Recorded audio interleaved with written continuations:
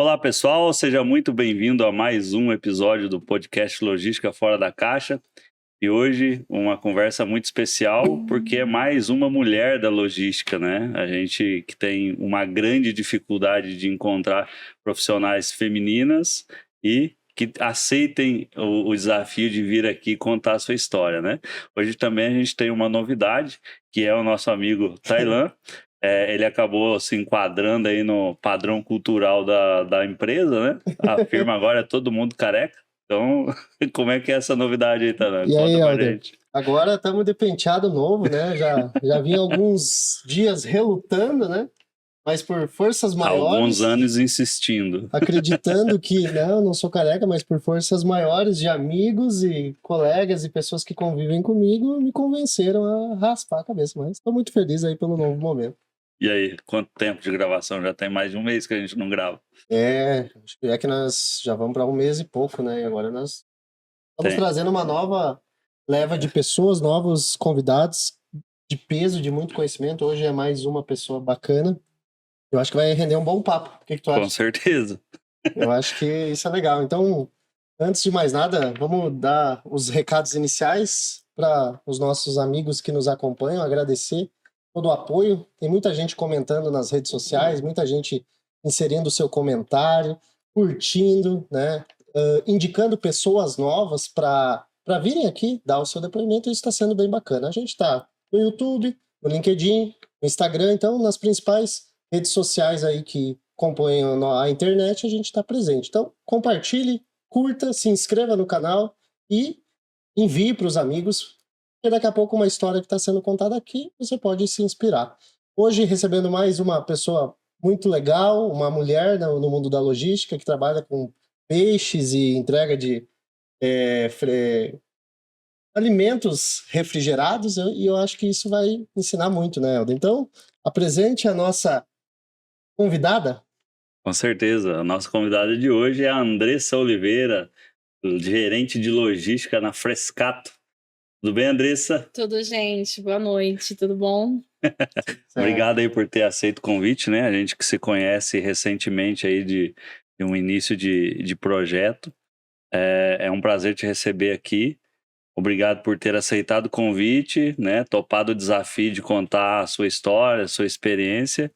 E vamos falar um pouquinho aí também dos desafios pessoais, profissionais, por ser uma mulher dentro de uma área bastante masculina, né? E ter que lidar diariamente ali com os motoristas, com ajudantes, com fornecedores, transportadores, etc. Isso eu sei que não é fácil, a gente já ouviu alguns outros relatos, né? Mas vamos entrar nesse detalhe. Seja bem-vinda, muito obrigado. Obrigada a vocês. Gente, eu não tive dengue dessa vez, né? Finalmente consegui Teve vir. um Você convite lembra que foi cancelado, né? Eu ia, mas não fui pega pelo mosquito da dengue e aí eu não consegui aparecer. Mas finalmente deu certo aqui a agenda. Bacana. Deixa eu quebrar o protocolo hoje. Eu vou fazer a primeira pergunta. Manda bala. Essa normalmente, Andressa, a primeira pergunta é o Helder que faz, mas hoje eu gostaria de quebrar o protocolo. E ela é mais ou menos assim. Quem é a Andressa Oliveira? Bom, Andressa Oliveira é uma paulista, nascida no ano de 93. Filha de 2 nordestinos, cearense. Apesar de eu ser paulista, tenho um sangue muito nordestino. Eu amo o Nordeste, eu acho enriquecedora a cultura. Já tive o privilégio de poder vivenciar, viver lá. Tenho uma paixão por signos, então eu falo sempre que a Andressa Oliveira é canceriana. Então quem estiver assistindo e tiver esse hobby vai entender que é a Andressa Oliveira. Eu sou canceriana. Saí de casa muito cedo, né? Sou engenheira de produção. Fiz pós-graduação em gestão de projetos. Mas é isso. Então, sempre vivi na Zona Oeste de São Paulo. Durante a vida profissional, visitei e conheci outros países e outros estados. Mas atualmente aqui, voltei para minha cidade raiz, que é a Grande São Paulo. Legal. E como que tu começou a sua carreira? Como que surgiu a logística na tua vida? Foi muito engraçado, porque assim, eu fiz um curso técnico na época, né? Minha mãe me incentivava a fazer algum outro curso. Minha mãe se me colocou para trabalhar muito cedo. Então, 14 anos, minha mãe trabalhava na área da educação. E aí ela falou, eu não quero filho parado em casa. Então, com 14 anos, eu fui cuidar de criança. Então, era uma criança cuidando de outra criança. Isso é meio normal, né? E aí, assim, eu ganhava, sei lá, R$10 por cuidar da criança durante 8 horas. Eu colocava cultura lá pra criança assistir, pegava os doces da criança e comia. E no final do dia, a professora ou a colega dela chegava. Então, minha mãe sempre me incentivou muito a trabalhar e a estudar, né? Eu me candidatei num curso técnico do Senai para ser química. Então, eu tinha muita vontade de ser engenheira química. Isso aqui em São Paulo. Em São Paulo. Morava ali em Barueri, Zona Oeste. Sim. E aí eu fiz o curso de técnico análises químicas. Eu falei, poxa, eu vou fazer engenharia química. Quando eu me candidatei na universidade, eu escolhi, sem querer, engenharia de produção. Escolheu errado? Errado. E aí eu fiz a prova, eu passei em primeiro lugar da universidade, eu me formei na Oswaldo Cruz, uma universidade ali no centro de São Paulo. E aí a minha bolsa foi para engenharia de produção. E aí eu fui diretamente da engenharia química tentando encontrar meu nome, eu não encontrei, Não eu fiquei achava. extremamente decepcionada. Não passou no vestibular? Não passei, não tenho dinheiro para pagar, não sei o que eu vou fazer. E aí a minha amiga, não, acho que você passou sim. Eu fui ver, eu estava na lista de engenharia de produção. Mas o que houve que passou errado? Eu me candidatei literalmente. Você se candidatou errado. Eu me inscrevi errado. E depois eu fui em busca da inscrição e estava lá engenharia de produção e não engenharia química. Aí eu fiquei frustrada, falei, vou ter que fazer outra prova. Tentei procurar o reitor da universidade e aí ele falou, Andressa, 2 anos de engenharia é padrão para todos. Fica nessa aula, daqui a 2 anos você troca para química.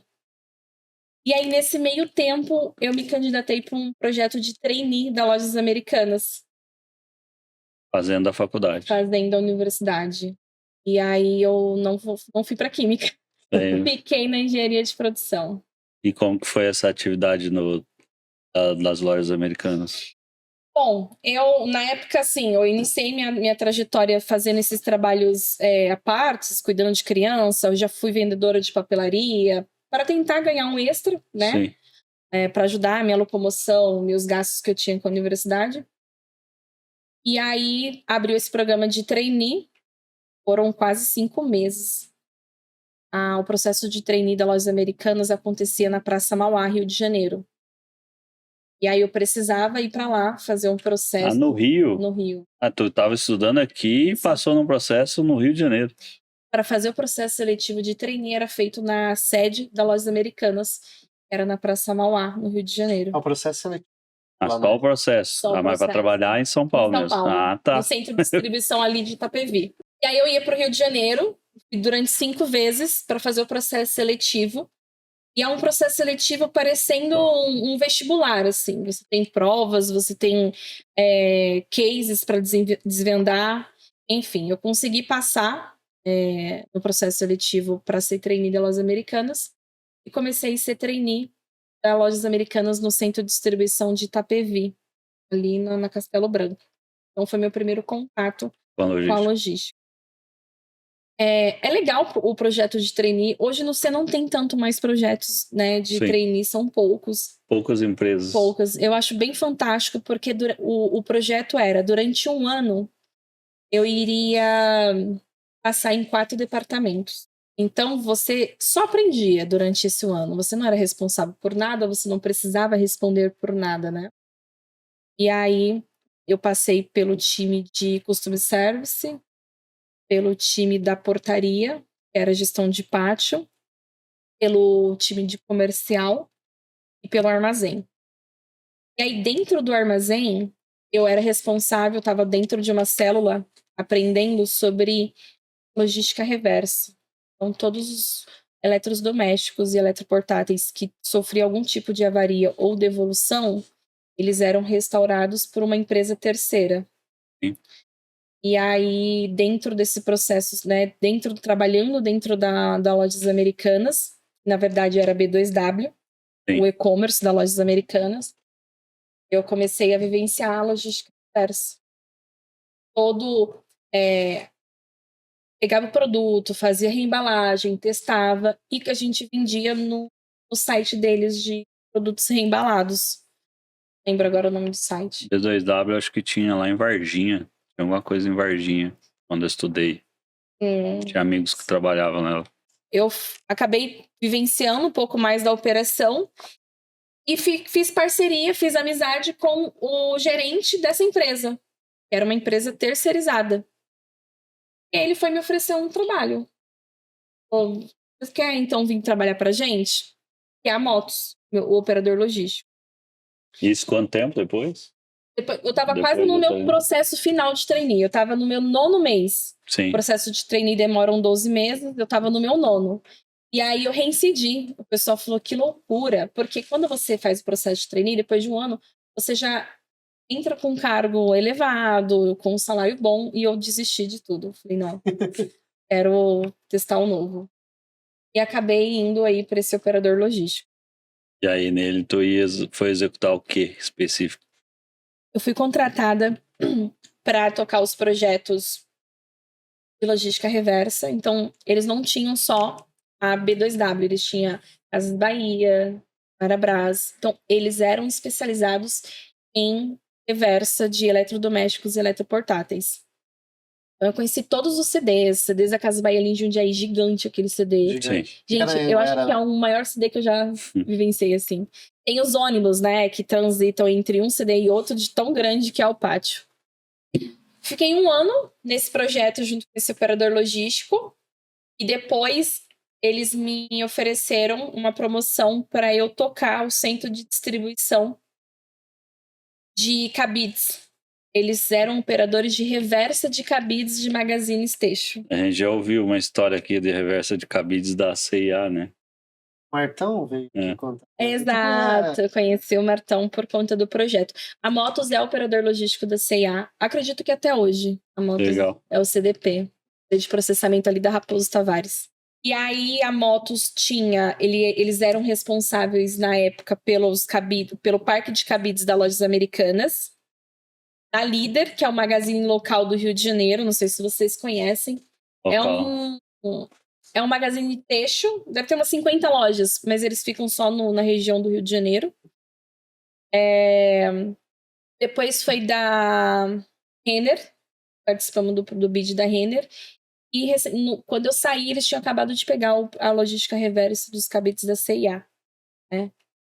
Então, eu era responsável aí por toda a logística reversa dos cabides. Fazendo uma parada aqui, adiantando parte do assunto, tem muita diferença da reversa do pallet. Não, tô dizendo com a outra experiência futura que você ainda vai falar, né? Tem muita diferença a reversa do pallet e a reversa do cabide? Tem, porque o cabide, ele... Hoje o PP, que é o polietileno, ele é um produto caro. O produto virgem dele é muito caro. E hoje, os fabricantes têxteis, eles têm que pegar o cabide para fazer a entrega do produto, né? Então, se você não tem esse parque de cabide para girar, ele não consegue. O pallet, qualquer esquina tá vendendo. Querendo ou não, você acaba tendo um acesso mais fácil a esse tipo de insumo. O cabide, não. Então, muitas vezes, a gente tinha uma ruptura de estoque de produto têxtil porque não tinha cabide. Olha que absurdo. Por falta de insumo, a gente entregar o produto encabidado para uma Renner, para uma C&A, para lojas americanas. Então, existe sim. E o volume é muito alto, né? Muito alto. E os modelos, né? Assim, a gente tem hoje, na época eu trabalhava com 46 SKUs. Gente, 46 SKUs para cabide, muito.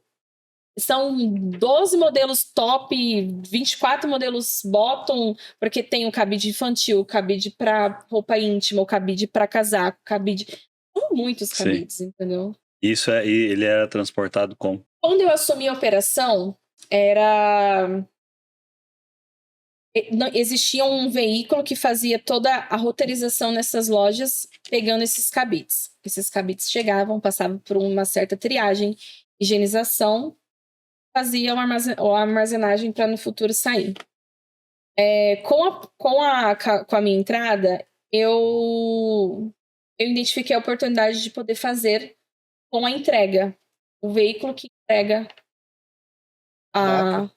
Já coleta. a mercadoria, né? Já coletava. Já coletava. É estilo que operação de pão Sim, com os cestos, né? cestos. Hoje nós temos alguns clientes que utilizam esse mecanismo que quando o cesto, normalmente às vezes ele sai mais caro do que o próprio produto. Então, às vezes é um produto barato. Quando ele vai numa rede de supermercado, ele se preocupa muito mais na gestão, não muito Na mais, mas gestão. tanto quanto entregar corretamente, mas o cesto voltar e a quantidade exata de cesto, porque é uma gestão, existe um valor, e eu imagino que é mais ou menos nessa linha de implantou, né? E teve uma quebra de paradigma, porque quando eu falei, pessoal, vamos fazer com o frete primário, ao invés de a gente gastar um frete, não, ninguém vai aceitar, voltar para o armazém. Eu falei, gente, mas às vezes é rota do motorista. Sim. Vocês nunca passaram, entendeu? Às vezes um adicional só de retorno ali sai mais barato, é um incentivo para o cara fretear mais e reduz um custo. Então, além de nós conseguirmos garantir o giro mais rápido desses cabides, porque antes tinha uma rota, era uma vez por semana, não tinha cabide para processar, para entregar, nós começamos a ter o custo do frete, o próprio frete primário acabava trazendo esses cabides. E o fluxo ficava contínuo, né? Ficou contínuo. Era uma operação até considerável pequena, era um armazém de 3.000 metros, só que não tinha WMS, eu fazia gestão tudo na unha, era um Cardex lá em Excel, e aonde tá o top? Vamos lá e pega o top, onde tá o cabide bottom? E às vezes não era o cabide, teve muito erro de endereçamento. Foi uma escola, assim. Mas falando das reversas, né, tipo, cesto, o cabide, o pallet, eu disse, o pallet tu encontra em qualquer lugar, mas é o que talvez tenha mais desvios, né? Porque os outros dois não tem muita reutilização. O cara não Eu vai... acho que até mais pelo valor Sim, do valor agregado o valor ali. agregado do pallet torna um pouco mais atrativo para Tem mais coisas comercialização. erradas e comercialização. Serve para construir casas e móveis rústicos. E sofás. É isso aí. E aí, continuando. Então, eu fiquei nessa operação. Foi quando eu fui numa das feiras, eu não lembro se foi a Fenatran. E aí foi meu primeiro momento que eu vi um WMS sendo vendido. E aí eu peguei o encarte. Haja luz. Eu cheguei pro meu diretor, oi, pelo amor de Deus, vamos comprar um WMS pra gente comprar, pra fazermos a gestão do armazém de cabide. Aí ele, não, isso dá muito trabalho, muito custo. Eu falei, não, vamos fazer a cotação. Fizemos a cotação, não era tudo aquilo que ele imaginou de orçamento, né, de investimento, e compramos o WMS. Vamos fazer a implantação. Então, foi a minha primeira implantação de WMS na minha carreira. Depois que eu fiz a implantação, mais ou menos assim, a operação trabalhava em horário comercial, de segunda a sexta-feira, mais ou menos 35 pessoas. Depois da implantação, foi para 15. Cara. Eu fiquei com o meu tempo muito ocioso. Por quê? Eu tinha que, na época, fazer inventário cíclico, conferir picking, conferir ressuprimento, ver escala de agendamento de motorista para coleta, fazer gestão de horário de colaborador. E aí eu falei, gente, eu tô ociosa. E aí eu falei pro meu diretor, tô ociosa. Ele, então, vou te colocar na área de projetos. E aí eu fiquei metade do período gerenciando um CD. Estava rodando sozinho, porque se roda sozinho... Automatizou, né? Não tem como dar erro. Para a cidade de estoque 99%, era bem rastreado. E aí eu fui para a parte de projetos, onde toda vez que o comercial tentava fechar um projeto, fechar um projeto logístico, eu ia para fazer o dimensionamento que era necessário. O comercial vendia e eu era meio que uma assistente ali do comercial para fazer as anotações de números, se precisava pegar um espaço, se era produtividade por headcount, se precisava de um transporte. Então, todo esse desenho técnico eu fazia junto com o comercial. Uma dessas visitas, nós conhecemos uma multinacional japonesa, e aí a multinacional japonesa me convidou, que é a Miniso. Tinha acabado de chegar no Brasil, em 2016 eles chegaram. Em 2017, eu fui convidada para ser gerente da logística da Miniso aqui no Brasil. E aí meus diretores na época, vai que é o seu momento. E eles eram o meu operador logístico. Então, como eu estava vendendo um serviço, eu só mudei de lado. De fornecedora, eu virei cliente. E aí foi minha primeira transição, vamos dizer assim, quando eu saí do estado de São Paulo, que eu fui morar em Palhoça, Santa Catarina. Ah, tu morou em Palhoça? Morei em Palhoça. Isso em 2017. Aí, como nós fazíamos era 100% exportação, todos os containers chegavam via Navegantes. Então, nós tínhamos um CD de 10 mil metros, Palhoça. E aí, eu morei em Palhoça mais ou menos 6 meses. Foi bem desafiador, uma por conta da cultura chinesa. Não sei se vocês já tiveram esses relatos. Tive a cultura japonesa. Deve ser igual. É uma galera que dorme no escritório, que trabalha 24 horas por dia e sem pausas, assim. São bem severos. Tem uma qualidade legal, mas é bem puxado. E aí eu comecei a conduzir o armazém. Tinha WMS, mas nós não conseguimos acoplar os nossos produtos. Eram 3.800 SKUs. Tinha de caneta a... Vocês já entraram no Miniso? É parecida com a Daiso. Vende rolo. Vende de tudo, gente. É tipo 1001 utilidades. Isso, tipo multicoisas, sabe? É tipo aquelas lojinhas da... Santa Catarina. E aí eu falei, meu Deus, se abrir a caixa estava escrito assim, tinha 12 guarda-chuvas. Se abria, tinha 24 bolsas. Era, sabe aquela piadinha que tá acontecendo? R$2 eu mostrei. R$2 um presente misterioso. R$2 um SKU misterioso. E eu falava, Jesus, o que tá acontecendo? Eu não conseguia endereçar conforme o romaneio ali, né? Chegava o romaneio da carga, falava que era bolsa, era chinelo. Falava que era guarda-chuva, era bolsa. Mas isso é legal, né? Pra você que sofre com inventário, R$2 ou um SKU misterioso. Dá pra vender isso pra equipe, né? Foi muito desafiador. E eu acho que o maior desafio é que toda a direção da Miniso aqui no Brasil só falava mandarim. Então eu tinha uma pessoa que era o translator. Imagina assim, eu falar, olha, a caixa chegou com bolsa. Eu não sabia se aquela pessoa estava transitando essa... Ele, mas qual que é o problema? Entendeu? Tipo, era essa sensação que eu tinha. E aí nós ficamos durante 6 meses. Vocês lembram da greve de motoristas em 2017? Sim, parou tudo. Acho que foi a maior, né? Foi a maior até Foi hoje. a maior. E eu estava na Miniso. O objetivo deles era abrir mais de 50 lojas no estado de São Paulo, só que o armazém está em Palhoça, Santa Catarina. Então, eles escolheram lá em função do porto? São do porto. Tudo pro desembaraço. Tudo por desembaraço aduaneiro, exatamente. E por que não Santos?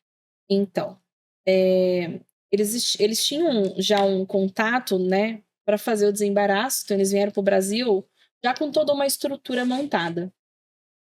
Foi quando eu falei, pessoal, precisamos migrar um armazém em São Paulo. Imagina o planejamento. Olhou pro mapa da China, olhou pro do Brasil, aqui é pertinho. Colocou um alfinete, botou uma linha, vai de navegação. E aí eu comecei a apresentar o custo logístico de transporte que nós estávamos tendo. Porque hoje, subir uma carreta de Palhoça para São Paulo e subir um truque, um 3/4, uma HR, é basicamente o mesmo valor. Tá falando de 60% é combustível, né, e mão de obra. Então, só os outros 40% que são as variáveis de cubagem. Sim. E aí, eu não tinha SKU suficiente para encher uma carreta. A carreta não entrava dentro do estado de São Paulo para fazer a distribuição de shoppings. Todas as restrições. Eu subia HR todo dia, custo de transporte altíssimo. Na época, a Motos, minha antiga empresa, super parceira, meus diretores me ajudando nesse projeto da minha vida, falou, Andressa, vamos montar um CD aqui em São Paulo. E aí, a Motus era operadora da Pernambucanas. A Pernambucanas, em 2017, deixou de vender linha branca. Vocês lembram que a Pernambucanas vendia linha branca? Sim. Eles deixaram de vender a linha branca. Eles tinham um armazém de 40 mil metros. A linha era Sariguama. Ficou livre. Ficou 20 mil metros desocupados, só que eles tinham um contrato e não podia. E aí eu subloquei 10 mil metros para levar a Miniso. Na época, a Araçariguama estava em ascensão e tava muito fácil conseguir licença, Sim. alvará, CNPJ, a prefeita da cidade estava bem, né? Então nós surfamos essa onda e fomos. Em um mês nós tínhamos todas as licenças para operar. E nós começamos a fazer a transição do armazém. E aí nós fizemos novamente a implantação do WMS. Eu lembro como nunca. Eu dimensionei 56 carretas. Eu carreguei 172. Eu errei muito o dimensionamento. Tá louco. Pouca coisa. Porque eu fui pela cubagem, que às vezes era aquela caixa misteriosa. E aí, quando eu cheguei em 56 carretas de transferência, eu falei... pra trás. Gente, tem alguma conta errada aqui. E foram 3 meses só de transferência de produtos de Palhoça para o novo armazém, que ficava ali no 52 da Castelo. Era Sariguama. Pra caramba. Muito. Foi talvez aí foi um dos maiores desafios, não? Para mim, na minha trajetória profissional. E aí, é claro que veio vários anos para frente, foi o maior desafio. Porque a maneira que tu relata, em algum momento bateu um arrependimento de ter feito a troca? Bateu, todos os dias batia. Foram muitas variáveis contra. Sim. Era a cultura chinesa, era a comunicação que não era clara, eu não sabia o que eles estavam falando. Na época da greve, eu falava, não tem como entregar produto, eles pagam, tipo, eles não vão pagar, não tem como assim, era difícil explicar a cultura brasileira, que é complicada, né? A nossa Mas cultura. a deles é mais complexa, eu acho.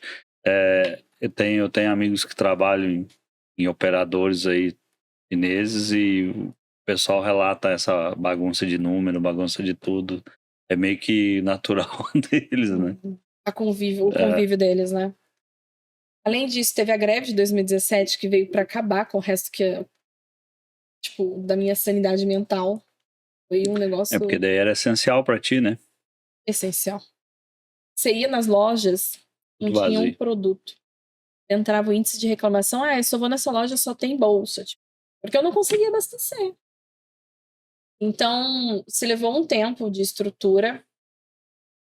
E aí, no projeto, quando eu desenhei o projeto do novo CD, nós fizemos um estudo e onde os shoppings que a Miniso tinha loja, a Pernambucanas também tinha loja. E nós estávamos no mesmo polo. Entrega conjunto, entrega compartilhada. Falei, bora, vamos fazer, vamos testar. E aí o pessoal da Pernambucanas, não vai dar certo. Falei, vai dar certo. Porque o operador da Pernambucanas era Motus e o meu operador também era Motus. Então era bem operador mais fácil comum, energia. CD comum, cliente comum. Aí eu fui e falei, não, vamos tentar. Vamos 50-50. Nos mesmos shoppings a gente testa, nos shoppings diferentes, ok. E deu super certo. É um case fantástico, fantástico. De sinergia de mão de obra de operador, de sinergia de transporte, de ocupação, cubagem e de atendimento, porque você vai no shopping, tem uma restrição de horário, né? Sim.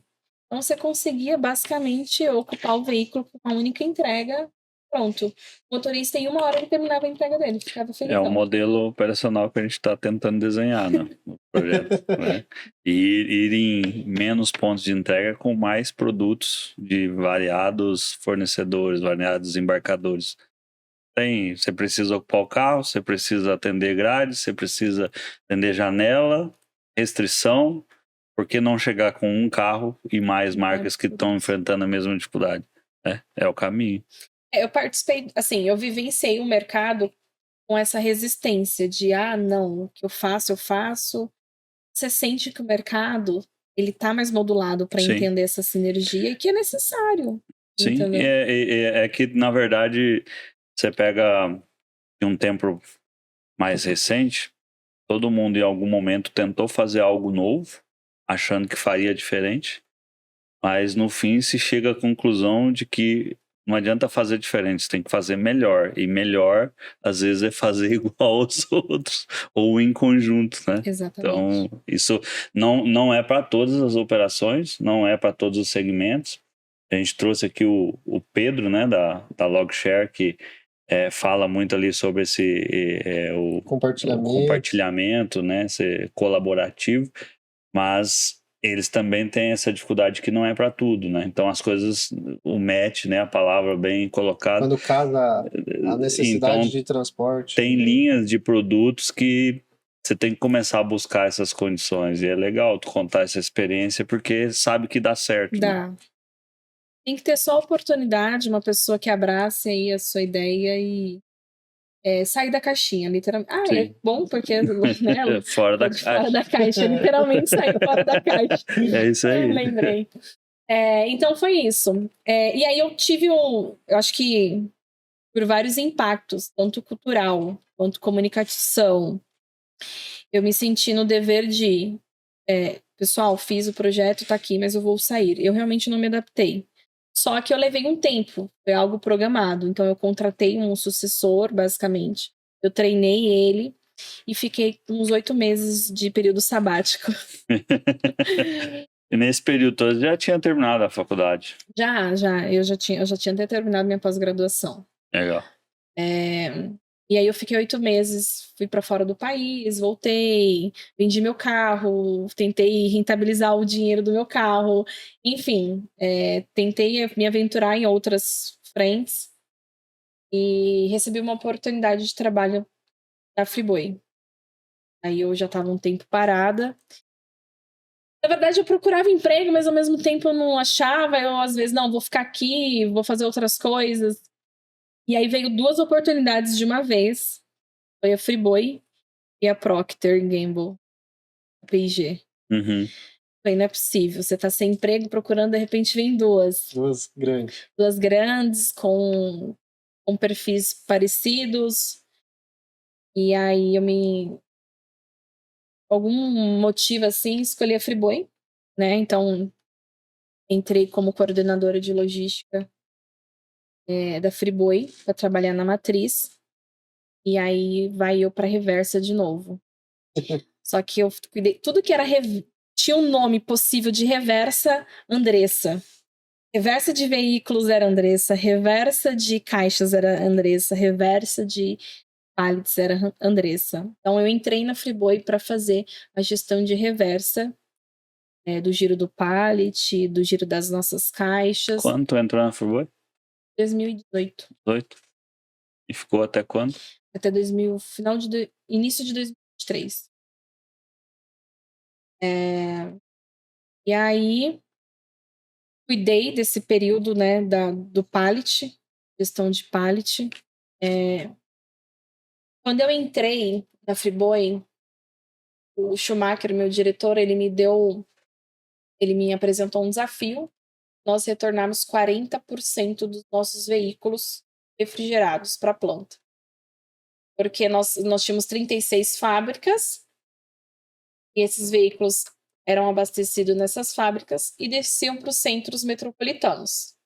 A maioria São Paulo, Rio, Nordeste e Sul. Então, distribuição ou não, carretas, longo percurso. Exato. E aí nós precisamos devolver esses veículos para as plantas, né? Para carregar novamente. Para não ter pressão de frete, para não subir com lata vazia. Diária, enfim, várias pressões aí financeiras.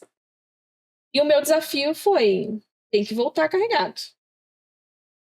E aí eu saí e falei, ok, vamos voltar carregado. Só que a JBS, ela tem várias empresas no grupo. Então, né, as pessoas falam, caramba, você sofreu muito. Eu não sofri, porque eu falei com as pessoas que trabalhavam comigo. Eu comecei a fazer voltando com Seara, com Massa Leve, com Swift, com embalagem. Tava ali dentro, bastava uma comunicação. Era só, tipo, andar, ou ir pro terceiro andar, ou ir pro térreo. E aí foi engraçado, porque teve uma época que, depois de 8 meses, assim, o meu diretor, cara, você já conhece a JBS inteira. Aí, precisei. Porque eu ficava pensando, poxa, como que a Swift abastece? Como a Seara abastece? E os nossos produtos, eles são de embalagens de papelão, plástico. E as fábricas estão aqui. Então a gente precisa tirar esses papelões daqui e mandar para as nossas fábricas. Então, a gente mexeu até no custo da embalagem. Eu conseguia fazer um frete mais atrativo do que o fornecedor. A gente não tinha mais esse custo do frete na embalagem. Nós começamos a fazer a logística reversa. 40% dos veículos que desciam conseguíamos subir com algum produto. Depois eu fui para o mercado, nós começamos a fazer parceria com outros embarcadores, mas foi bem no final do projeto, quando já estava um pouco mais consolidado com as nossas próprias cargas. Sim. Dentro de casa. Dentro de casa. Resumo. E aí, foi quando eu tive um desafio do time de marketing em fazer a logomarca das carretas. Você já viram alguma carreta da Friboi na rodovia? Já. Projeto meu. Na época, tinha uma verba, não estava conseguindo utilizar, porque não tinha um dono. E aí, como a logística reversa já estava mais engatada, o Schumacher falou, vem cá, vamos pintar as carretas? Eu falei, vamos. Aí ele, seu objetivo é conseguir os transportadores para pintar, porque eram carretas de outros transportadores, Sim. não eram nossas carretas. Falei, tá bom, vou em busca. Fui fazer as cotações, né, de empresas para fazer a pintura. Pegamos um layout, o marketing todo apoiou ali naquele desenho. E aí eu comecei a bater no transportador, empresta uma carreta aí para eu pintar. E aí eles, como que eu vou pintar? E aí, onde eu vou embarcar no outro lugar? Eu falei, vai pro Friboi. É muito louco isso aí, né? Porque anos atrás, quando eu via as operações ali da BRF, as carretas plotadas, Sadia, o S da Sadia, aí do nada tu vê as carretas com o S da Sadia entrando no pátio da Seara entrando na Sadia, Friboi entrando. Aí meio que isso Quebrou. acho que quebrou esse paradigma, né? Tanto é que a gente estava falando nos bastidores ali dessa questão da voltar a primarizar a frota. Essa tendência, ela lá atrás, quando houve essa quebra, essa terceirização, todo mundo queria terceirizar, mas ao mesmo tempo é frota fixa, é dedicado, é isso, é aquilo. E hoje isso meio que tá voltando, né, pro colo, porque chega final de ano, tu duplica a tua operação, não tem carro, aí vira aquele canibalismo do frete, quem paga mais, tu vai. Leva. E aí tu não quer passar por conta de 2 meses de sufoco, os outros 10 meses do ano tu quer se manter saudável, né? Então... Existe um slogan de uma dessas locadoras de caminhões, que é faz não compra, aluga, entendeu? Então vem mudando, vem sofrendo diversas o formato de se lidar com o quesito de transportador e aquisição de caminhão. Sim. Mas é legal, mas segue. E aí foi muito engraçado, porque nem eu, assim, tomei. É que é muito bonito, assim, né? Você pintou a primeira, todo mundo queria pintar. É isso aí. O layout ficou, o pessoal de marketing, assim, arrasou. O layout ficou fantástico. Porque ficou aquela coisa clean, não é aquela coisa pesada. Era rápido pintar, porque não tinha tantos detalhes. Era Friboi ali, o logo, o F em cima, para localização de carreta aérea. Não tinha aquelas pinturas bem... Então, era rápido. O medo dos transportadores mas quantos Perder dias? diária. Cara, 8 horas. Encosta, carrega, de noite eu já arrumo uma carga para você de retorno. Já vai, já vai embora. encosta carregado. Então, foi assim, foi um quebra de paradigmas. A primeira carreta que foi lá na matriz da Friboi, todo mundo ficou encantado. E aí, realmente virou projeto. Tem umas carretas, tem umas plotagens bonitas. Muito. Aquela da Farias Norte lá embaixo é muito bonita. Lá de Palhoça, um laranja, né? Cavalo laranja, muito bacana. E é uma pintura, porque na época eu tinha cotado tanto plotagem adesiva quanto pintura de funilaria. Só que a plotagem, o sol com o tempo perde ele vai muito. perdendo. E essa pintura, se você ver as carretas que eu pintei isso há 3 anos, ela tá idêntica, ela tá perfeita. Mas Só ela manter limpo. é limpa, mas a qualidade tá impecável. E aí eu entrei no projeto da primeira frota de gás da Friboi, né? Então vamos mais outro projeto aí. Aí eu falei, meu Deus, quem vai comprar agora uma carreta com kit gás? E aí o Jean da Maroni super aceitou esse projeto comigo. E aí ele comprou a carreta e falou, tá, Andressa, vamos. Aí vai eu fazer outra plotagem especial para a carreta do gás. Então, a primeira carreta do gás também, né, foi um projeto bem legal, hoje tem bastante. E desempenho? Ela tem um desempenho igual do... Ela não, no início, eu não sei como que tá agora, mas assim, não tinha tantos postos homologados no meio da rodovia. Então, essa carreta, ela só conseguia fazer Andradina São Rotas Paulo mais por conta curtas. da... Andradina São Paulo já é uma rota Assim, considerável, né? considerável. Mas é a planta mais próxima da Friboi, assim. Então, quando você vai levar em consideração as outras, não te conseguia fazer performance. Nós estamos falando de quanto autonomia? 400 quilômetros Só para ir, né? só para ir. E aí, sem posto num lugar para abastecer. Hoje já deve estar mais Eu estruturado. também acho, porque, né, várias empresas compraram essa frota. E é meio que global a campanha. É que daí aí vira moda, né? Vira aí moda. um pega a onda, o projeto deu certo aqui, o outro já replica. E... Mas deixa eu te fazer uma pergunta. Eu só tava esperando essa. Pra quem não... Vamos seguir. Só para avisar o público, né? A gente traz as pessoas aqui para fazer perguntas. Vamos lá. Mas isso, comparado à lucratividade, eu acho que quando você encontra um trajeto que tenha como atender isso em relação à autonomia, eu acho que é mais lucrativo. O transportador, levando em consideração o custo. Na época, eu lembro que a conta era 30% mais em conta.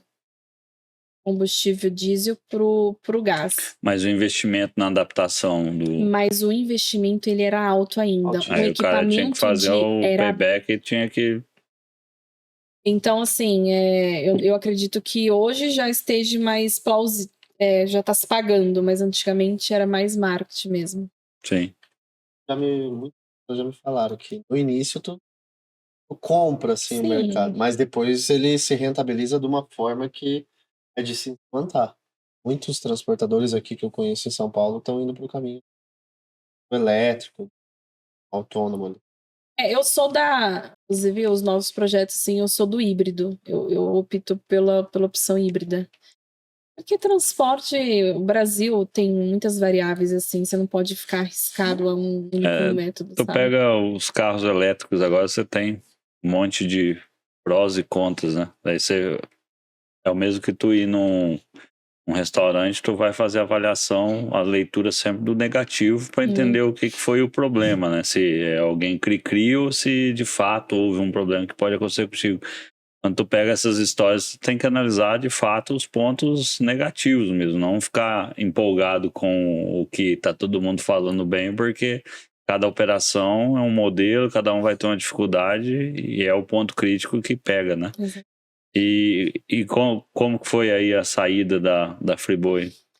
Antes de sair, eu fui convidada para ser responsável do terminal refrigerado da Friboi, que fica em Cubatão.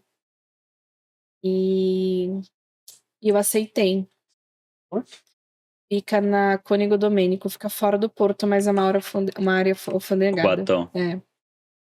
E vai eu me mudar, morar em Santos e trabalhar em Cubatão. Então, foi meu primeiro contato com o mercado externo, né? Então, trem, exportação, gate, navio, era outra logística, uma logística Outro que universo. eu nunca tinha vivenciado. Não sei agora, mas acredito que ainda esteja. É um mercado ainda que é muito manual, o documento é muito manual, não tem nada sistêmico, são pilhas e pilhas que você tem que assinar, É muito burocrático, né? Muito, muito. E aí, foi bem desafiador, eu fiquei trabalhando lá quase 1 ano, só que eu ainda não tinha me sentido em casa, né? Você sai do mercado interno, você vai para o mercado externo, você tem esse choque de realidade, cultura, negociação. Literalmente é outro mundo. E nesse meio caminho eu recebi a oportunidade no Mercado Livre. Uma das hunters do Mercado Livre me ligou. Eu queria muito voltar para São Paulo. Eu também não me adaptei em morar em Santos. É uma cidade incrível, mas para visitar, assim, eu particularmente eu não gostei. E aí eu aceitei a oportunidade do Mercado Livre. E aí foi minha transição aí da Friboi pro Mercado Livre. E aí foi onde? Mercado Livre foi onde? Foi no CrossDock de Campinas. Campinas? Aí tu foi morar pra Campinas. Aí eu fui morar pra Campinas. Uma mudança. Mais uma mudança. Minha mãe já tinha desistido de mim nessa época. Ela falava, meu Deus, quantas cidades você vai morar? Eu falei, calma, mãe, mora, a gente vai parar. Que ano foi o Mercado Livre? Foi 2023. Porque o Helder trabalhou só que lá em Gaspar. Era Service Center. Isso. Na época diziam... Tu fornecia pra mim, ó.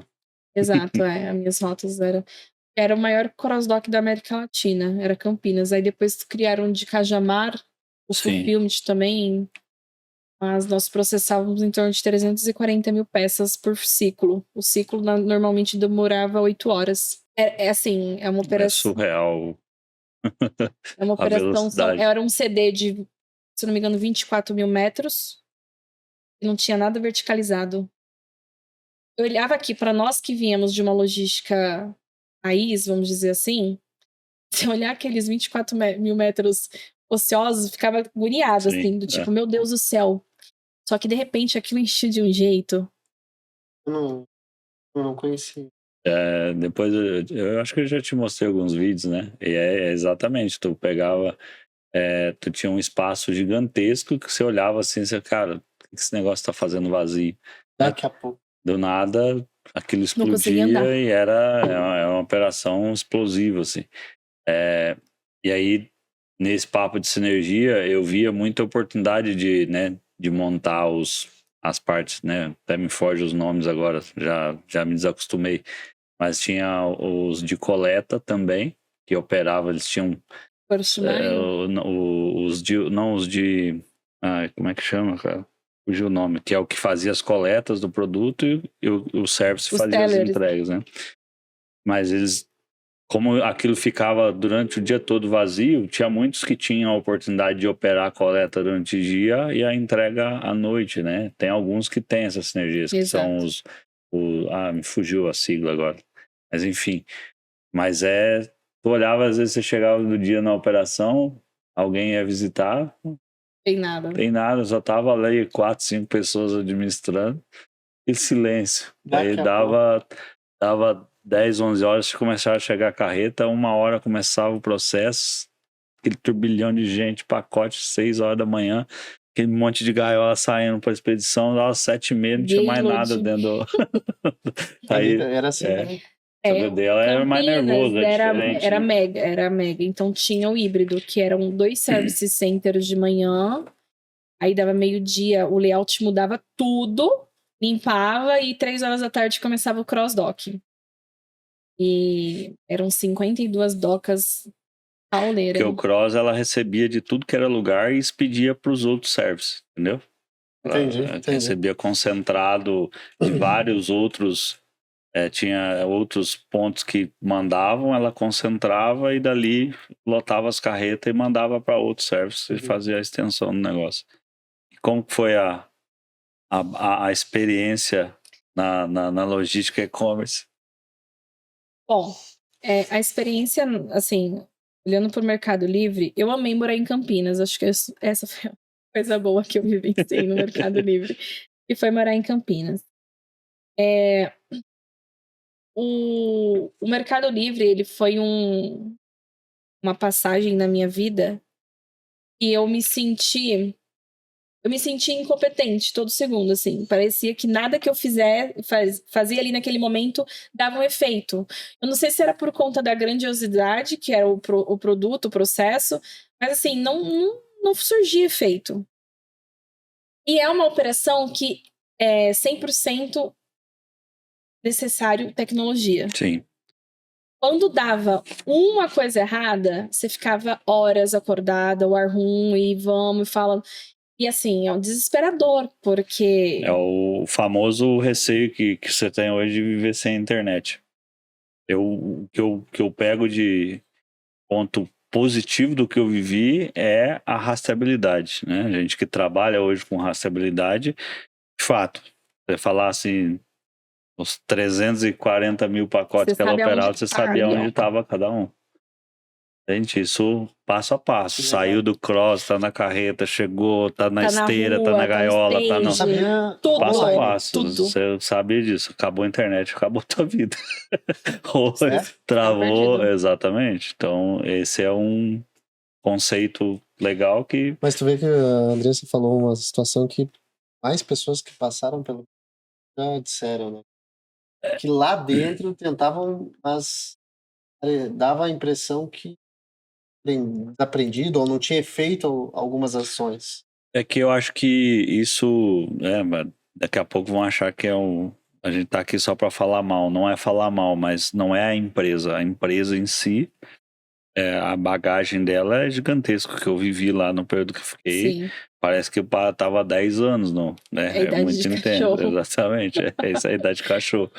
Só que o que eu vejo como um problema é a cultura e essa cultura na mão de pessoas que às vezes teoricamente algumas não têm escrúpulos, entende? Então, dê poder a quem não tem uma condição de lidar com o poder, ele vai tratar de uma forma errada. Exato. E esse lance de se sentir incompetente, a gente já ouviu de outras pessoas, eu já falei essa aqui, eu fiquei 6 meses tentando me recuperar porque eu também me sentia um lixo profissionalmente. Eu falei, cara, o que eu fiz da minha vida? E aí você começa, pô, não, aí eu tô há 3 anos já fora, a vida restabelecida, sorrindo pro mundo aí profissional, e aí você entende, não, realmente é uma fase obscura que eu tenho que pegar só aquilo que foi bom e seguir adiante. Mas quando você põe na linha de frente quem saiu, todos têm alguns traços em comum, que daí você começa a fazer análise e identificar que é da cultura e de pessoas erradas assumindo essa posição. Mas que leva um tempo, né? Sim, pra você leva um entender tempo. que a culpa não é sua. Exatamente. E tem pessoas que levam muito mais tempo. Eu, Exato. graças a Deus, eu descobri e pedi a conta. Eu pedi a conta do Mercado Livre. Pedi para sair. Mas eu já tive vários relatos de pessoas sendo demitidas e não entendi o motivo, sabe? E aqui, né, eu gosto de reforçar isso porque quando eu saí e você cria, queira ou não queira, eu não criei laços de amizade, foi uma das poucas empresas que eu não... Por onde eu passei, minha porta ficou aberta até hoje e eu tive vínculo com as pessoas e tenho vínculo até hoje.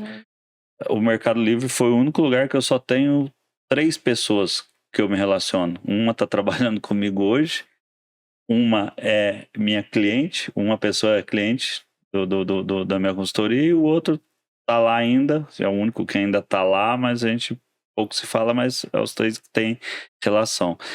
Mas eu ouvi muita crítica de tipo, agora que saiu tá falando mal. E gente que só foi compreender isso quando passou saiu. pelo mesmo processo, entendeu? Exato. Então não é falar, não falo mal. Foi uma das operações mais intensas que eu já vi, que é um lugar que eu mais aprendi, talvez. Mas até a página 2, quando a gente fala de cultura e de que a cultura ela só vale para mim de uma linha para baixo. Da linha para cima é uma panela, nessa panela pode tudo e dali para baixo o negócio, entende? Eu sempre fiz terapia, né, que é um processo que me ajuda a entender muitas coisas e que eu me sinto à vontade. E no Mercado Livre foi o único período da minha vida que eu pensei em tomar remédio. Então, olha assim, que absurdo. Né, minha terapeuta, eu acho que eu não tô... Outra coisa falou, eu acho que eu não tô dando mais conta de você. E aí ela falou, vai no psiquiatra. E um psiquiatra foi e me descreveu, né, os medicamentos. E aí eu cheguei em casa, eu comprei, eu falei, gente, eu não vou tomar. Eu não vou tomar. vou pedir as contas. E aí eu pedi, porque assim, é uma coisa que não fazia sentido pra mim, sabe?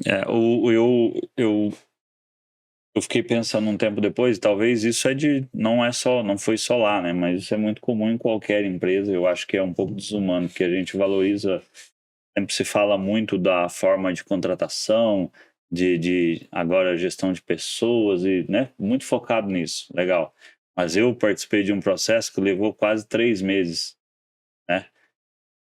Tem problema em falar salário, mas tipo, ganhava 12, 14 mil reais ali. Eu passei por um processo de quase 3 meses para ser contratado, para ganhar um puta de um salário, teoricamente, lá para minha Sim. região. Do dia para noite te desliga. Os motivos, para mim tá claro, não preciso nem ficar mencionando isso, mas mas como assim? Tu estudou uma pessoa 3 meses, fez ela se deslocar de um universo que ela estava, e aí, do dia para noite, tu Decide. desliga como se todo dia tivesse um salário de 14 mil, 15 mil para tu ganhar ali na rua, entendeu? E sem te dar a mínima oportunidade de defesa, não, vamos...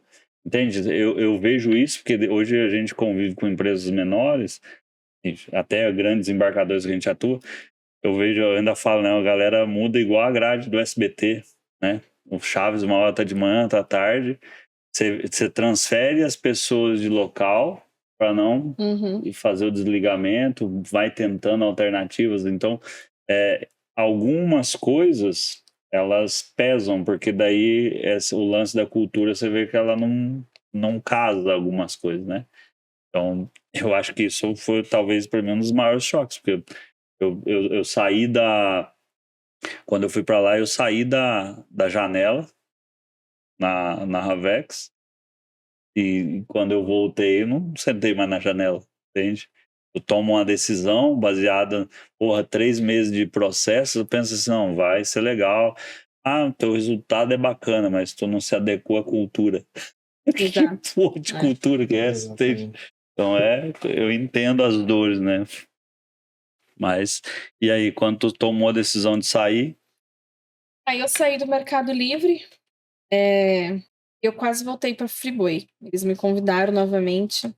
Assim, eu tenho uma paixão, assim. Eu tenho grandes professores na Friboi. Então, Dorimar Basso, Gilmar Schumacher, Clever Vendrame, são pessoas para mim referência. E levou-se um tempo para eu conquistá-los, né? São aquele pessoal mais fechados. Mas depois que eu conquistei, eu entendi um pouco da cultura.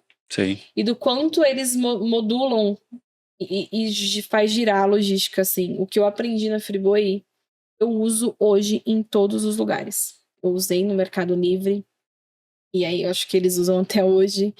Eu tô usando na minha carreira. Então, eu fiquei nessa dúvida, né? Então, vou sair do Mercado Livre, estava participando do processo seletivo para voltar para Friboi ou para Frescato, que é uma indústria de peixe. E aí eu falei, coração bem apertado. Sim, foi... Eu nem sei. Algo novo também, né? Falei, não, tá. Agradeci demais, né? Todo o pessoal da Friboi e fui para Frescato. Um novo desafio, uma nova proteína. Nunca trabalhei com peixe, sempre trabalhei com carne. E eu falei, não, vou aceitar esse novo desafio. Uma empresa familiar que está em crescimento. Acabei indo para Frescato. Estou até hoje aí na Frescato. Aproveitando, fala um pouquinho pra gente. Quem tá acostumado aí com futebol já viu o Frescato na camisa do Fluminense. Né? Gente, acho que tem até um vídeo Cadê a Dirce? Ô, Dirce. Acabou a água, Dirce. A direção aí Por favor, colocar o vídeo da Frescato aí. Olha aí, que legal. Conta um pouco da Frescato, o que é a Frescato? Bom, vamos lá. A Frescato é uma indústria de peixes familiar, tá na 3ª geração, tá? Da família De Luca. Hoje quem tá aí na cadeira de presidência é o Thiago De Luca, né? Tá 80 anos no mercado. Hoje, presente, nós temos 5 centros de distribuição, tá? Acabamos de inaugurar o segundo centro de distribuição aqui em São Paulo, em Ribeirão Pires. Então, nós estamos com 2 CDs aqui em São Paulo. Fazemos aí em torno de 140 a 150 toneladas por dia de expedição. 150? 150 toneladas por dia. Hoje, o nosso carro-chefe é o salmão, né? Então, os restaurantes aí é o salmão que a gente acaba fazendo a entrega. Salmão fresco, né? 80% do nosso salmão vem do Chile. A gente tem alguns salmões selvagens que vêm do Alasca. E é uma indústria familiar que cresceu, aproveitou, surfou essa onda, né? O mercado, o restaurante do peixe, ele é gourmetizado agora, né? Você vai no restaurante... Sushi, né? Sushi, exatamente. O sushi, então, virou gourmetizado. E aí eles surfaram a onda. Eles tinham o case, tinham oportunidade, já entendiam do mercado e começaram aí a fazer o crescimento, né? Hoje, eu estou responsável por toda a parte de estoque e transporte. É uma indústria que veio de um modelo manual, então nós estamos agora fazendo a implantação de sistema de controle para deixar mais fácil, mais palpável. Melhorar a qualidade do crescimento também. Exatamente. Então, assim, é desafiador, né? Poxa, você vem da Friboi, onde está tudo implantado, você vem do Mercado Livre, onde tem tecnologia para tudo que é lado. E aí, de repente, você chega numa indústria familiar, mas que tem um potencial gigante, você se vê, poxa, é literalmente um desafio. Eu me sinto assim, voltei no tempo. Porque, de fato, você precisa fazer implantação de sistema, precisa mapear os seus processos. E está em crescimento, assim. Acho que é um mercado de aquecimento caro. E como que são quantas fábricas? Hoje nós estamos com 2. Tá? Mais a exportação. E a malha de atendimento no Brasil hoje? Hoje nós só não atendemos o do país. O restante nós fazemos toda a distribuição. Mas tem perspectiva de alcançar o sul? Temos. Tem foco? Eles já, assim, no passado, eles tiveram uma indústria em Curitiba. E aí não deu certo, acabamos... Mas assim, a vontade nossa é voltar, é pegar todo o Brasil, né? Então, volta ao sul aí, parte do sul do país. E você que passou na Friboi,